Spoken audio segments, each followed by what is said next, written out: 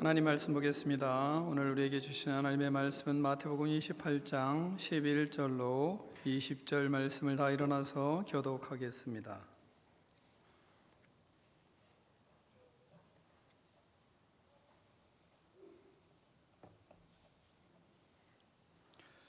마태복음 28장 11절로 20절 말씀입니다. 여자들이 갈 때 경비병 중 몇이 이 성에 들어가 모든 된 일을 대제사장들에게 알리니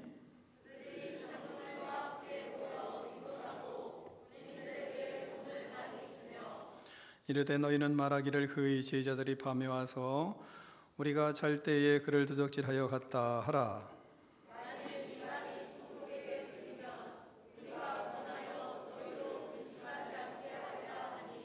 군인들이 돈을 받고 가르친 대로 하였으니 이 말이 오늘까지 유대인 가운데 두루 퍼지니라.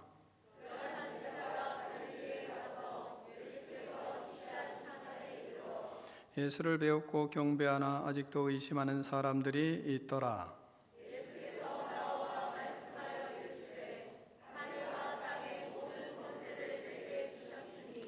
그러므로 너희는 가서 모든 민족을 제자로 삼아 아버지와 아들과 성령의 이름으로 세례를 베풀고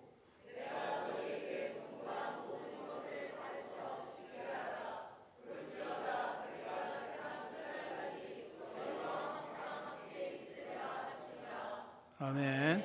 하나님의 말씀을 드리고 우리의 고백을 하나님께 올려드리겠습니다. 주의 말씀은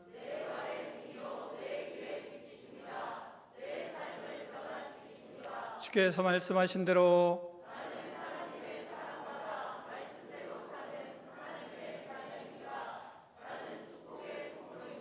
오늘도 주의 말씀에 말씀하여 주옵소서.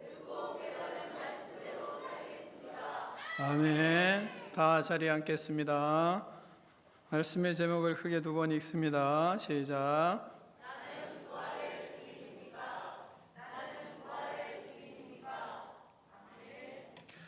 우리는 성자 하나님이신 예수님이 육신의 몸을 입고 이 땅에 오신 것을 믿습니다.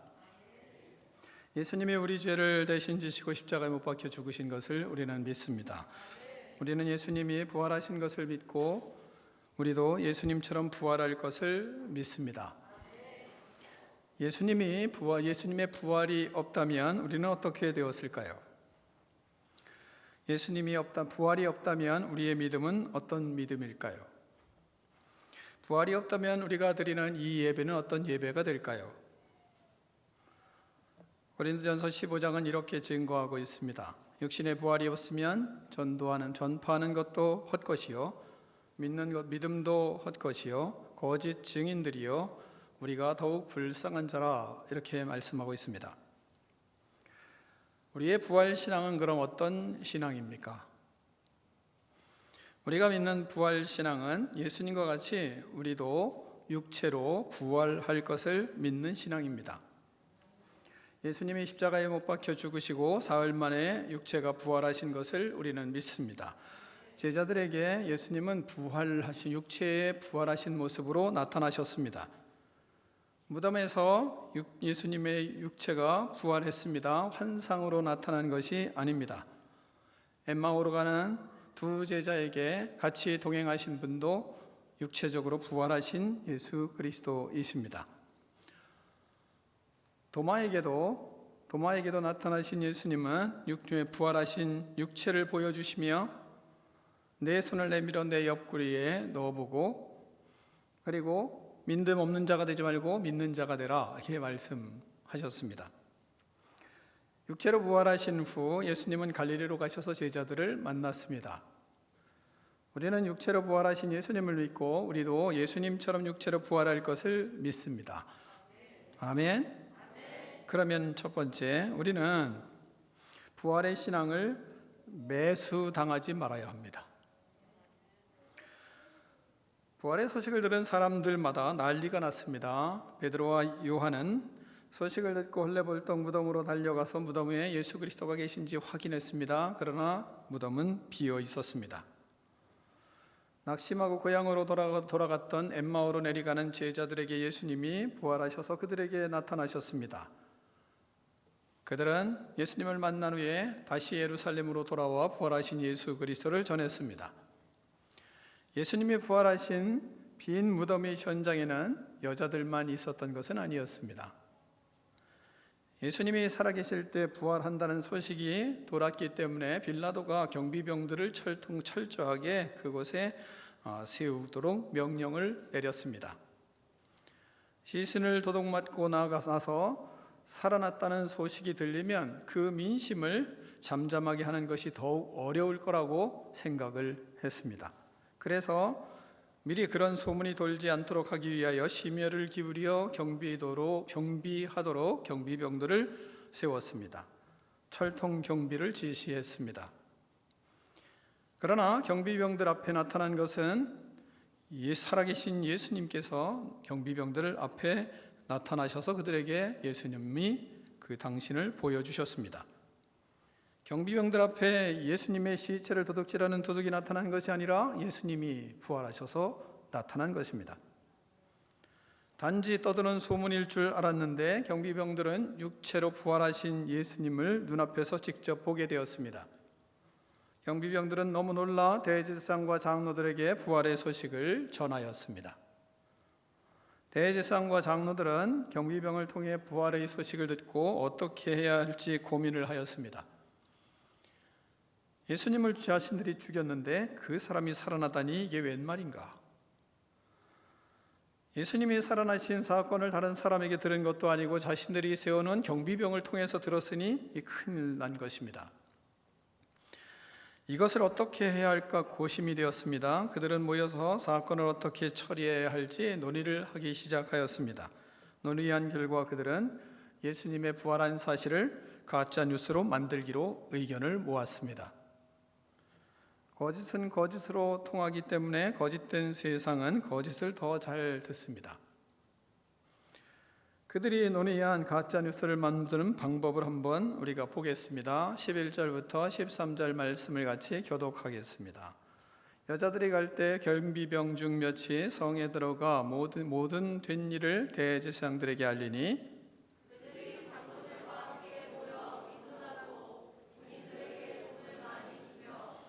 함께 있습니다. 이르되 너희는 말하기를 그의 제자들이 밤에 와서 우리가 잘 때에 그를 도적질하여 갔다 하더라. 아멘. 그들은 군인들에게 돈을 많이 주고 매수하여 거짓말을 하도록 시켰습니다. 13절에 말씀하시는 것처럼 그의 제자들이 어젯밤에 와서 우리가 잘 때에 그의 시체를 도둑질했다고 하라고 그렇게 거짓말을 하라고 시켰습니다. 이 일이 총독에게 알려져도 우리에게 너희에게 아무 문제가 없도록 잘 조치할 테니까 걱정하지 말아라. 우리가 너희들이 군 생활에 피해가 없도록 해줄 테니까 걱정하지 말라고 안심을 시켰습니다. 영적으로 무지한 군인들은 거짓말 좀 한다고 해서 그 엄청난 일들이 자기에게 있겠어? 이런 생각을 했겠죠. 그런 후에 그들은 엄청난 많은 돈을 벌었으니까 얼마나 좋겠습니까? 자신의 인생 역사의 대죄인으로 매수당하는 현장인 것을 깨닫지 못하고 있었던 것입니다. 군인들은 예수님의 시체를 제자들에게 도둑질해 갔다는 거짓말을 열심히 퍼뜨리기 시작하였습니다. 예수님이 부활하셨다는 소식도 전해지기 시작했습니다. 매수된 경비병들이 전하는 예수님의 제자들이 시신을 도둑질해 갔다는 소문도 더 퍼져나가기 시작했습니다. 여러분은 이런 거짓말이 어떤 결과를 가져온다고 생각하십니까? 이 거짓말의 파급은 대단하게 확산되어 나갔습니다. 2000년이 지난 지금도 이 거짓말을 믿고 그 거짓말을 중심으로 학문을 쓰는 학자들도 많이 있습니다. 신학 책을 보면 이런 거짓말이 정당화시켜서 연구하는 사람들이 지금도 있다는 겁니다. 예수님이 부활하셨습니다. 이 놀라운 기적의 사건의 현장을 막달라 마리아가 보았습니다. 그가 믿었습니까?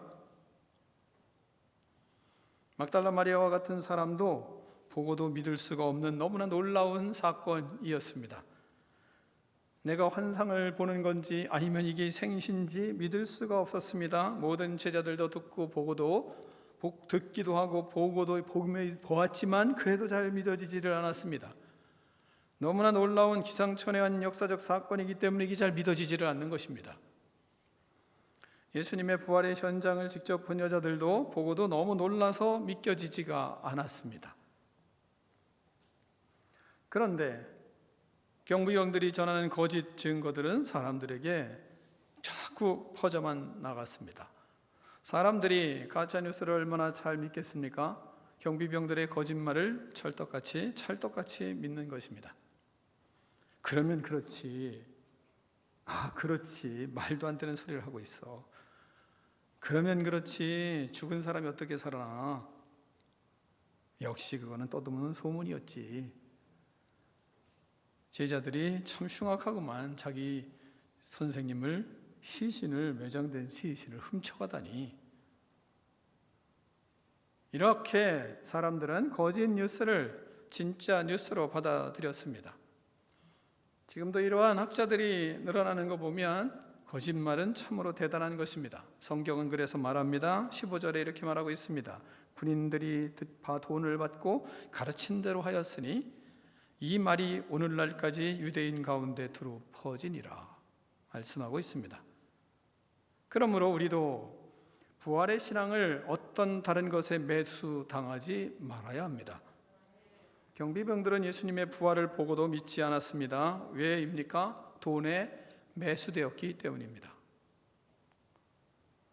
부활의 신앙을 매수당하는 어리석음을 범하지 말아야 합니다. 매수당하면 거짓을 증거하는 경비병이 될 수 있습니다. 부활하신 주님을 보고도 돈을 많이 주니 이 돈에 경비병들은 매수를 당했습니다. 돈 사랑하는 것이 일만하게 뿌리라고 하는 것처럼 그들은 그 돈에 이 사실을 팔아먹었습니다. 살아계신 예수님을 믿고 나서도 돈에 매수당해서 예수님을 떠나는 경비병과 같은 사람들이 얼마나 많은지요. 마음과 정신과 가치관이 돈에 매수되어 부활하신 예수님을 증거하지 못하는 때가 있지 않습니까? 돈의 이익에 눈이 어두워 부활의 주님을 잠깐 잊어버리는 경우도 있지 않습니까? 살아계신 주님을 생각하며 사는데 물질의 이익 앞에서 마음과 믿음이 부딪힐 때 우리는 돈에 우리의 마음이 매수당할 수 있습니다. 그러면 예수님을 전하지 못합니다. 부활의 주님을 자랑하지 못합니다. 부활의 주님을 만난 우리는 달려가서 예수 그리스도를 전하고 증거해야 합니다. 물질에 매수되면 예수님을 전하는 것이 자랑스럽지 못하게 됩니다. 세상에 매수되면 부활의 주님을 떳떳하게 이야기하지 못합니다. 돈에 매수되면 예수님을 이야기해야 할 때에 잠잠하게 됩니다. 내 입에는 왜 부활의 주님을 자랑하지 못하는 것일까요? 체면에 매수되어 있는 것은 아닐까요? 부끄러움에 매수되고 명예에 매수되고 어떤 관계성에 매수되어 예수 그리스도를 이야기하지 못하는 것은 아닐까요? 우리가 그 무엇에 매수되어 살면 부활의 주님을 전하지 못하고 침묵하고 벙어리가 되어 살게 되는 것입니다.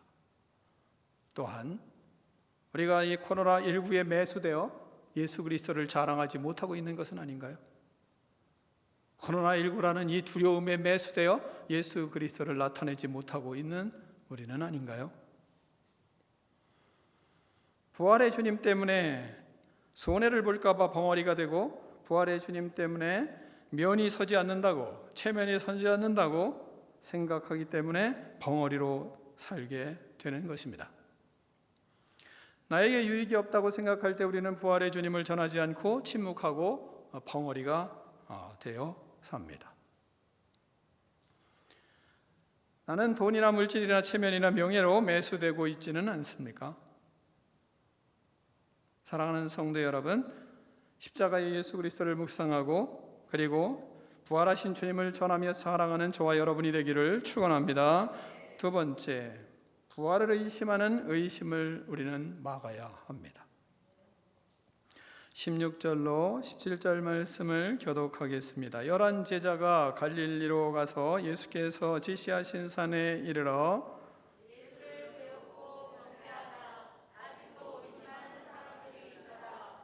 아멘. 예수께서는 가룟 유다에 의해 팔려 로마 군병들에게 잡혀가기 전 제자들에게 너희가 다 나를 버릴 것이고 너희들은 다 흩어질 것이라고 말씀하셨습니다. 그리고 부활을 하셔서 먼저 갈릴리로 가실 것이다 말씀하셨습니다. 부활하신 후에 천사가 빈 무덤에 찾아온 여자들에게도 제자들에게 가서 예수께서 너희보다 먼저 갈릴리로 가시나니 전에 너희에게 말씀하신 대로 너희가 거기서 배우리라 하라 말씀했습니다. 11 제자는 예수님께서 말씀하신 대로 처음 사역하던 추억이 가득 담겨있는 사역지인 갈릴리로 떠났습니다. 부활하신 예수님을 만나기 위해서 제자들은 예수께서 지시하신 산에 다 모였습니다. 그곳에서 예수님을 배웠습니다. 그리고 예수님을 경배하였습니다.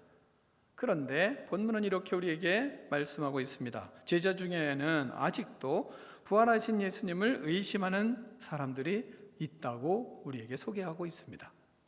부활하신 예수님을 만났습니다. 그리고 예수님을 경배했습니다. 예수님 앞에서 예수님과 이야기하고 있습니다. 그런데 그 중에는 예수님을 의심하는 사람이 있다. 이렇게 말씀을 하고 있습니다. 11명의 제자들 중에 우리는 이 말씀을 들으면 누굴까? 이런 생각하지 않아요? 아마 대체적인 그리스도인들은 아마 이 의심하는 사람이 10중 8구 도마일 거야. 이렇게 생각을 선지식들이 가지고 있기 때문에 그렇게 생각하고 있을 가능성이 상당히 높습니다. 그런데 우리가 알아야 될 것은 그런 생각이 먼저 드는 것이 우리들이 아닙니까? 그런데 우리가 생각해야 될 것은 내가 그런 사람이 아닌가를 생각을 해야 됩니다. 제자들 중에 누굴 거야? 이 예측을 하는 그 성향을 버리고 내가 그런 사람이 아닌가? 이런 생각을 해야 됩니다. 부활하신 예수님을 영접하고 예수님이 내 안에 계시고 나는 예수님과 함께하고 그리고 그렇게 믿음의 길을 걸어가면서도 우리는 시시때때로 의심하지 않습니까? 예수님을 믿고 예수님의 말씀을 듣고 예수님 앞에 예배를 드리고 교육도 받고 또 성경도 읽고 그러지만 아직도 예수님의 부활을 의심하며 살아가는 그런 일들이 있지 않습니까? 예수님을 믿다가 십자가와 같은 고난이 찾아오고 어려움을 당하면 예수님의 사랑을 의심하는 우리들은 아닙니까? 인간에게 있는 의심은 믿음의 큰 중병이 될 수 있습니다. 자꾸 의심이 생기는 걸 그럼 어쩌란 말입니까? 이렇게 질문하는 사람도 있습니다. 그러면 먼저 주의할 것은 의심이 있으면 의심을 가지고 사람에게 가지 말아야 합니다. 그것이 먼저 우리가 해야 될 일입니다. 사람에게 말하고 불평하고 부정적인 것 이야기하고 의심의 말을 쏟아내면 그러면 믿음을 잃어버리게 되고 의심의 화살이 그 사람에게 박히고 자기만 박히는 것이 아니라 그 화살이 타인에게도 박히게 되어 다른 사람을 실족하게 할 수 있기 때문입니다. 그래서 이런 의심이나 의문을 가지고 사람을 찾아가는 것이 아닙니다. 예수님께서 그래서 말씀하시잖아요. 실족하게 하는 일들이 있으므로 말미암아 세상에 화가 있도다. 실족하게 하는 일이 없을 수는 없으나 실족하게 하는 그 사람에게는 화가 있도다 말씀하십니다. 뿐만 아니라 또 누구든지 나를 믿는 이 작은 자들 중에 하나라도 실족하게 하면 차라리 연자 맷돌이 그 목에 매여 바다에 던지는 것이 나으리라, 이렇게 말씀하기까지 합니다. 그러므로 우리는 의심이 들고 의문이 생길 때, 그럴 때 사람을 찾아가지 말아야 합니다. 그러면 어떻게 합니까? 그러면 의심을 가지고 제자들처럼 예수님께로 가서 예수님께 의문을 털어놓는 것입니다. 그게 의심을 해결하는 아주 좋은 방법입니다. 의문을 가지고 예수님을 만나러 가는 것입니다. 본문이 그 본문이에요. 16, 17절 다시 한번 잘 보세요. 11 제자가 갈릴리에 가서 예수께서 지시한 산에 이르러 이미 이곳에서 만나자고 말씀을 죽기 전에 예수님께서 말씀하신 겁니다. 부활하면 거기서 만나자, 이런 거죠. 그런 다음에 예수를 배웠고 경배하나 아직도 의심하는 사람이 있더라, 이렇게 말씀하고 있습니다. 우리는 제자들에게 배울 수 있는 것은 의심하고 있지만 의심하는 마음을 가지고 예수님의 말씀을 따랐다는 겁니다. 이게 보통 대단한 것이 아닙니다. 예수님의 말씀을 순종하여 부활하신 예수님이 만나기로 한 갈릴리에 지시한 산에 올라갔습니다. 의심을 가지고 예수님을 만났습니다. 예수님을 보면서 경배합니다. 의심을 하면서 예수님과 함께 한 자리에서 예수님을 만나고 있었습니다. 중요한 것은 의심을 가지고 있어도 부활하신 예수님과 함께 있었다는 것이 중요한 겁니다. 그들이 어떻게 됩니까? 그 의심했던 그 제자들이 위대한, 세상을 바꾸는 위대한 제자들이 됐지 않습니까? 그러니까 우리에게도 그런 키가 있는 거죠. 어떤 의심이 있으면 우리가 어디로 갑니까? 예수님에게로 가야죠. 제자들을 보면 우리는 부활하신 주님을 어떻게 믿고 따라가야 하는지 답을 우리가 금방 본문에서 알 수 있는 겁니다. 의심의 마음이 있어도 의심의 마음으로 주님 앞에 나아가서 말씀을 듣고 말씀을 읽고 묵상하며 의심을 해결해가는 것이 바른 믿음인 것을 우리에게 보여주고 있는 것입니다. 의심을 영적인 호기심으로 사용하는 것입니다. 예수님을 알고자 하는 열정으로 사용하고 있습니다. 의심을 예수님께 가는 계기로 삼고 말씀을 공부하고 예수님을 알기 위한 계기로 삼는 것입니다. 그때 성령 하나님께서 그런 마음을 주세요. 지식을 주시고 그리고 지혜를 얻을 수 있도록 하십니다. 이때 하나님의 나라를 이루는 제자의 삶을 살아가는 것입니다. 셋째, 부활의 신앙은 예수님을 전하는 신앙이어야 합니다. 먼저는 부활의 신앙은 예수님을 전하는 그 사람들은 첫 번째, 부활의 주님을 만나면 주님이 우리의 주인이시며 우리의 하나님이신 것을 고백하게 됩니다. 그래서 부활의 신앙을 가지고 있는 사람은 예수님이 나의 주 나의 하나님인 것을 고백하게 되어 있습니다. 도마가 예수님을 만났습니다. 예수님을 만나고 그는 고백을 합니다. 예수님을 어떻게 만났습니까? 부활하신 예수님을 어떻게 만납니까? 도마는 의심을 했어요. 부활을 의심했어요. 제자들이 뭐라고 합니까? 예수님이, 선생님이 살아나셨다. 그러니까 절대로 못 믿겠다는 것입니다. 자기는 손가락으로 그 손에 넣어보고 그리고 내 손을 내밀어 그 옆구리에 넣어보지 않고는 내가 믿지를 않겠다고 말씀합니다. 그럴 때 부활하신 주님이 그에게 나타나잖아요. 부활하신 주님께서 자신의 당신의 몸을 그대로 보여주시는 겁니다. 손가락을 내밀어 내 손을 만져보고 손을 보고 내 손을 내밀어 내 옆구리를 넣어보라.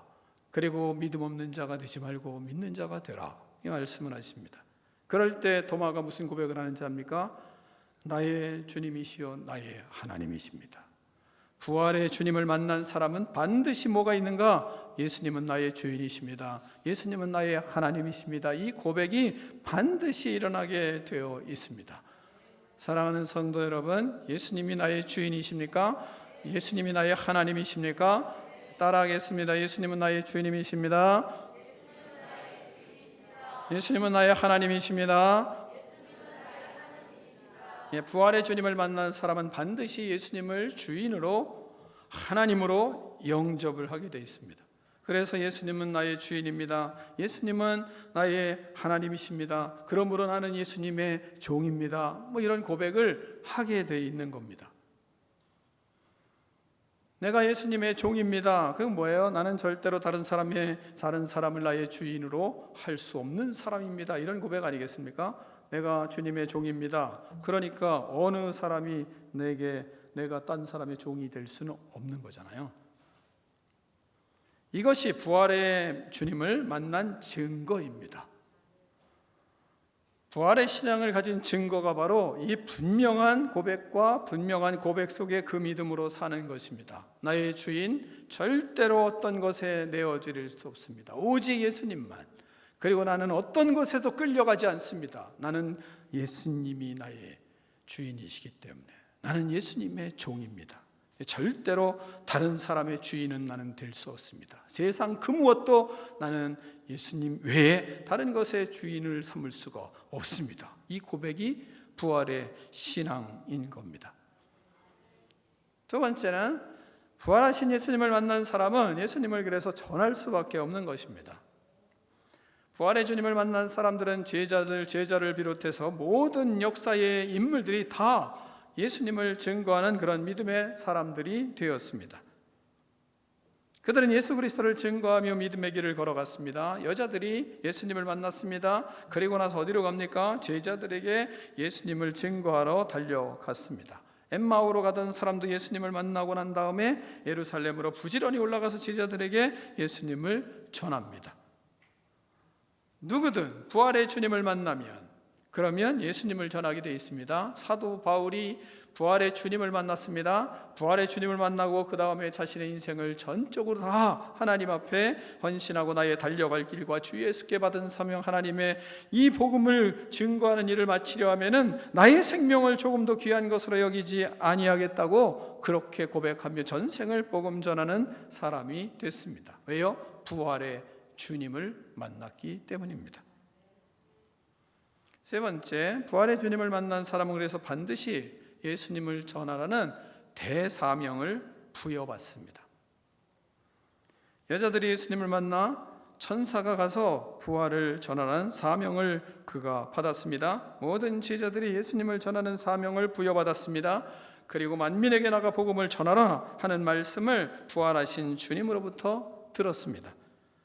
부활의 주님을 만난 제자들과 모든 사람들에게 이 대사명이 부여가 되는 것입니다.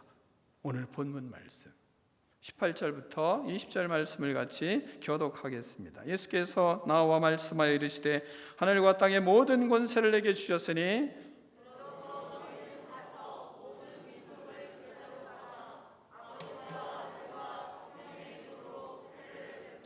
같이 읽습니다.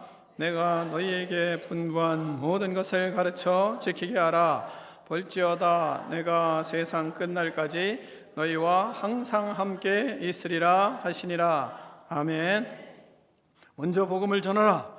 그리고 가라 말씀하세요. 그리고 제자를 삼아라 말씀하십니다. 그리고 세례를 주라 말씀하세요. 모든 것을 가르쳐 지키게 하라 이렇게 말씀하십니다. 이게 우리에게 준 대사명입니다.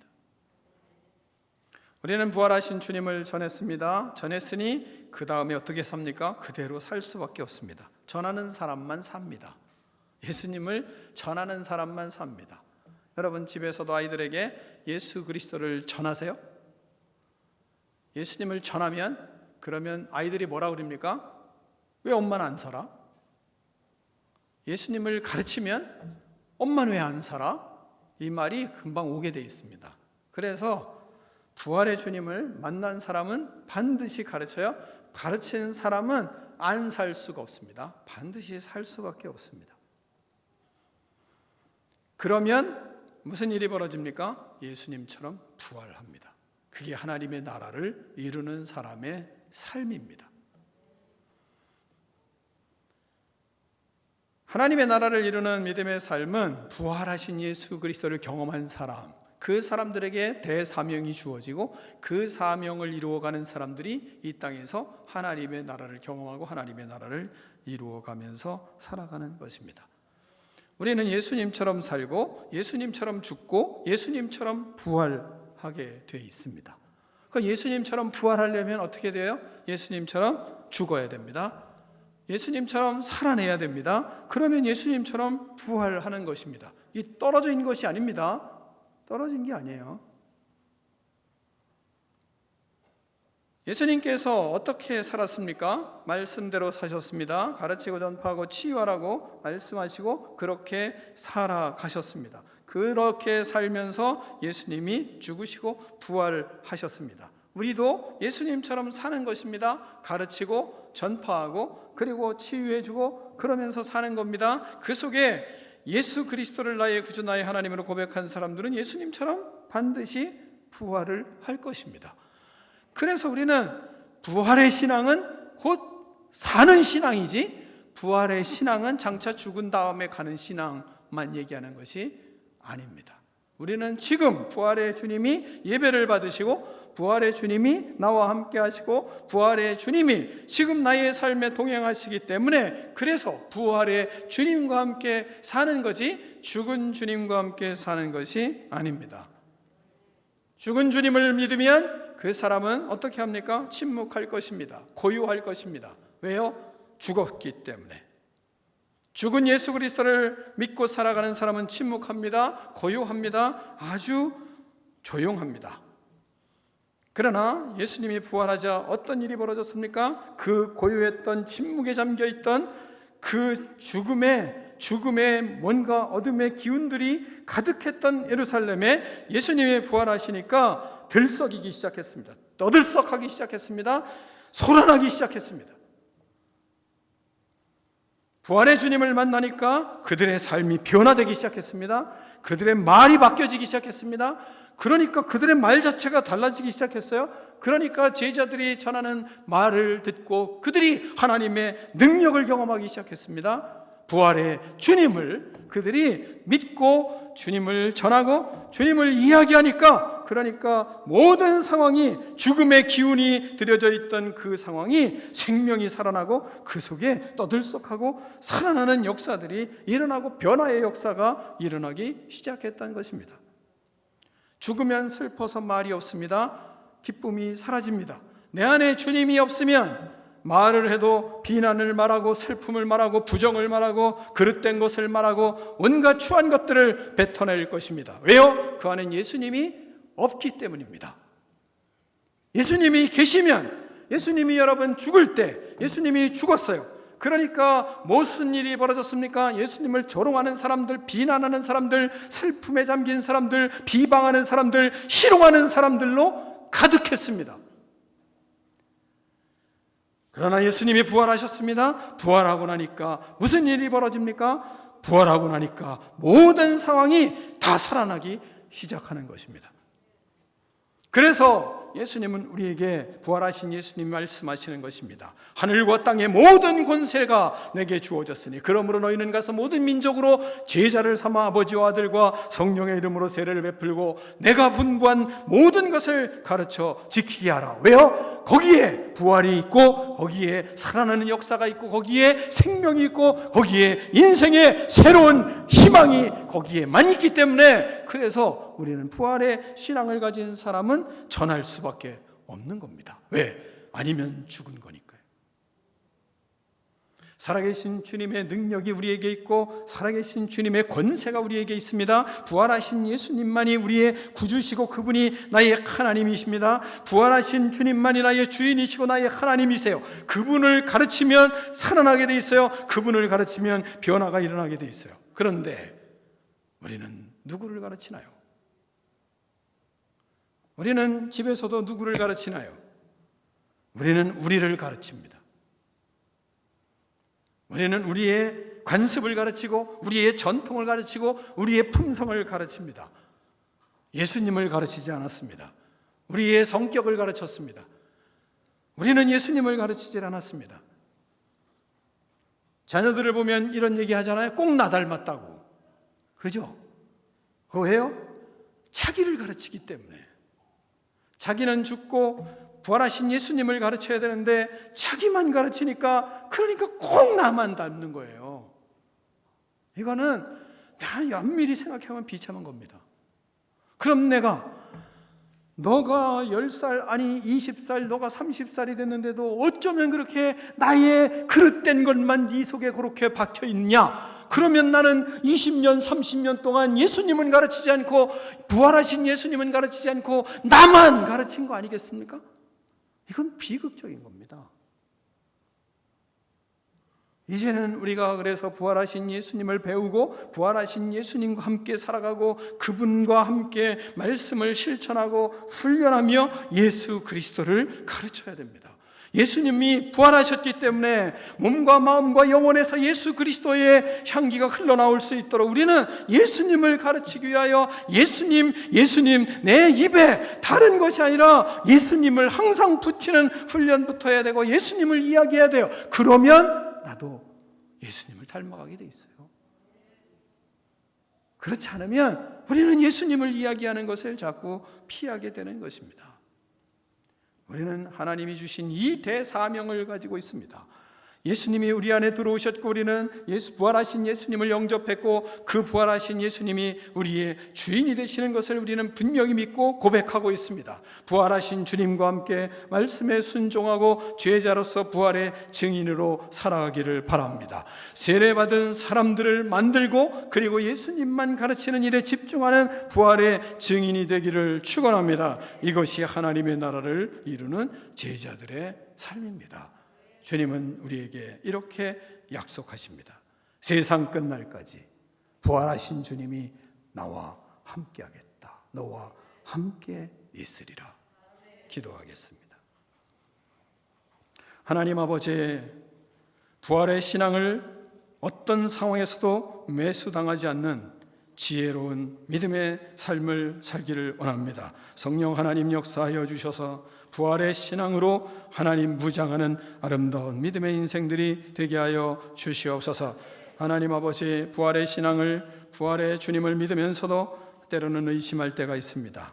하나님, 의심과 의문을 가지고 예수님을 만나 말씀 안에서 해결할 줄 아는 지혜로운 믿음의 인생들이 되게 하여 주시옵소서.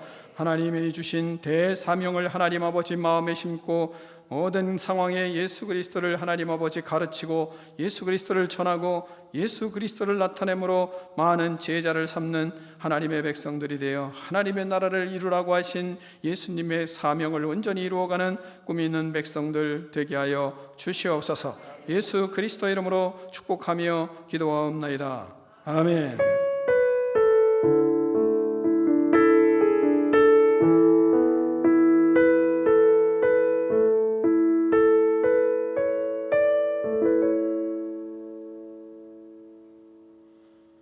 다 일어나서 결단의 찬양을 드리며 하나님 앞에 헌금을 하겠습니다.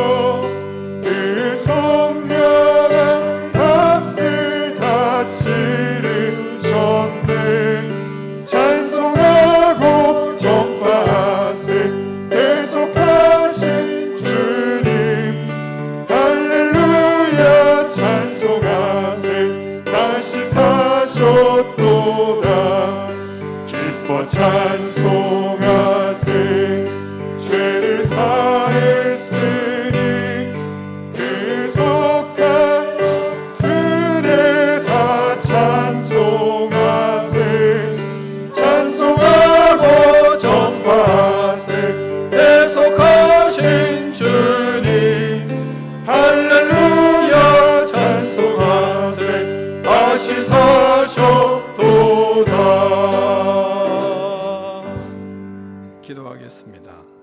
아버지 감사합니다.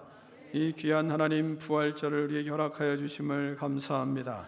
하나님 살아계셔서 우리와 함께 하시며 또한 우리로 하여금 예수 그리스도를 닮아가며 그리스도를 하나님 아버지 참으로 그리스도와 동행하며 그리스도와 함께하며 그리스도를 나타내며 살아가는 아름다운 믿음의 통로로 우리를 사용하여 주심을 감사합니다. 진실된 예수님의 제자로 살아갈 수 있도록 하나님 역사하여 주시옵소서. 하나님의 나라를 이루어가며 살 수 있도록 하나님 축복하여 주시옵소서. 주님의 사랑을 늘 경험하며 주님의 뜻을 하나님 아버지 이루어가며 사명을 가지고 살아가는 믿음의 자녀로서 주님의 향기로 하나님 아버지 참으로 모든 사람들에게 그리스도를 하나님 아버지 이야기하며 말하는 능력 있는 인생들이 다 되게 하여 주시옵소서.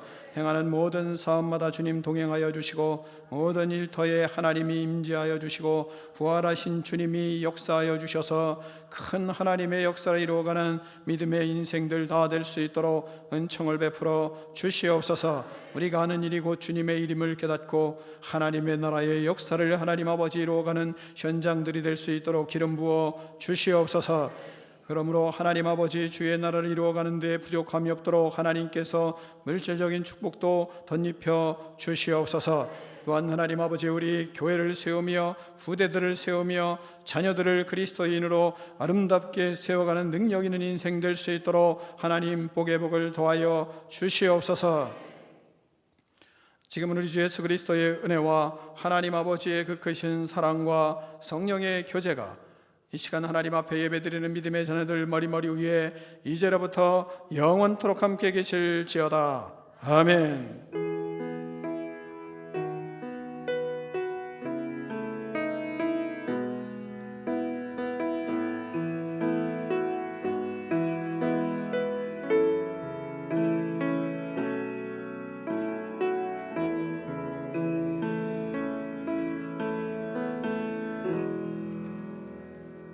하나님께 영광 박수 올려드리겠습니다.